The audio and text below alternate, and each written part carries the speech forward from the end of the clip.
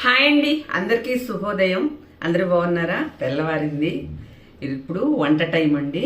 ఈరోజు నేను బెండకాయ, ఒక్క ఎర్రగడ్డ, ఒక టమోటా వేసి నా వరకు సాంబార్ చేసుకుంటున్నాను.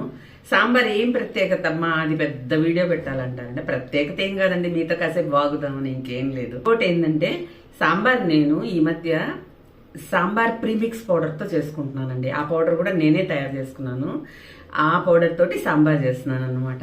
అది ఎలా చేస్తాను చూపిస్తాను, చూడండి. నచ్చితే లైక్, షేర్ అండ్ సబ్స్క్రైబ్.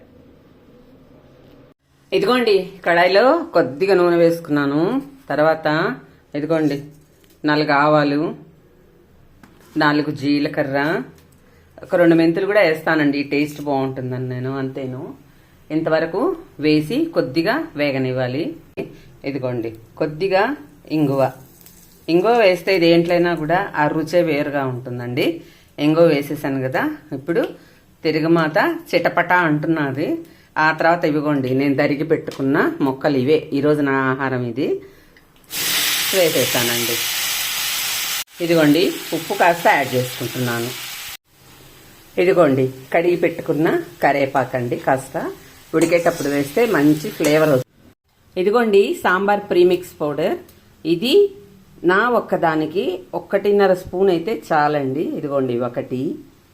కొద్దిగా ఎక్కువగా అంటే సాయంత్రం ఇడ్లీ పెట్టుకోవాలనుకుంటే, కొద్దిగా ఎక్కువ చేసుకోవాలనుకుంటే ఇంకొక స్పూన్ వేసుకోవాలండి, అంతే. 2 స్పూన్లు వేసేసి ముందు బాగా నీళ్ళల్లో కలిపేసుకోవాలండి, ఉండలు లేకుండా. ఇదిగోండి ఇలా కలుపుకొని ఇప్పుడు ఈ ముక్కల్లో వేసేసేయాలి, అంతే. ముక్కలతో పాటు పులుసు కూడా ఉడికిపోతుందండి. ఇదిగోండి ఇంతేనండి, అంతే. శుభ్రంగా తయారు చేశానండి. చింతపండుతో సహా వేసి చేశాను. నేను చేసి కూడా 3 నెలలైంది. ఇది డబ్బాలో స్టోర్ చేసి పెట్టుకుంటే ఎక్కడ పోదండి, చాలా బాగుంటుంది. పురుగు కూడా పట్టదు, ఎందుకంటే అన్నీ వేపుతాం కాబట్టి. సో ఇప్పుడు ఇది ఉడికిచ్చేస్తే సాంబార్ రెడీ అండి. చూడండి చక్కగా సాంబార్ ఉడికిపోతుంది. ఇంకా కొద్ది నిమిషాలు ఆగితే సాంబార్ రెడీ అయిపోతుందండి. ఇదిగోండి దీనిలోనే చింతపండు అన్నీ వేసేసి మిక్సీ పట్టేసుకుంటామండి, చాలా బాగుంటుంది. ఇది నేను కూడా యూట్యూబ్లో చూసి చేసుకున్నానండి పొడి.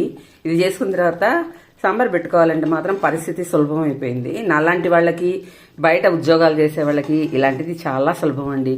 ఇంట్లో తీరిగ్గా ఉండేవాళ్ళు చేసుకోవచ్చు, ప్రాసెస్తోనే చేసుకోవచ్చు. సో ఇది ప్రాసెస్ కంటే ఏం తక్కువగా ఉండదండి, టేస్ట్ చాలా బాగుంటుంది. అంతేనండి, అయిపోయింది. ఒక్కరో కొత్తిమీర జల్లేసి వేరే బౌల్లోకి షిఫ్ట్ చేసేసుకోవడమేనండి.